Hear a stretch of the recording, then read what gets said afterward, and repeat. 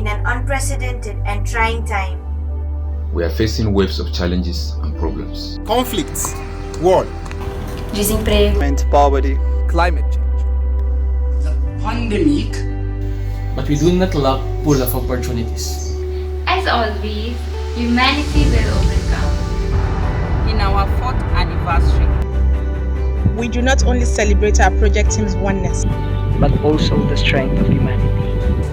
Our capacity to dream, to strive, To work hard, to give, to love, to fail, to stand again, at patuloy na mangarap at magtiwala. We at ATO ClimatEducate project stand with our health professionals, volunteers, and all those who are in the front lines. With faith, hope, and resilience, together we can defeat COVID-19. we thank you. We thank you. we thank you. thank you. We thank you. And all stand.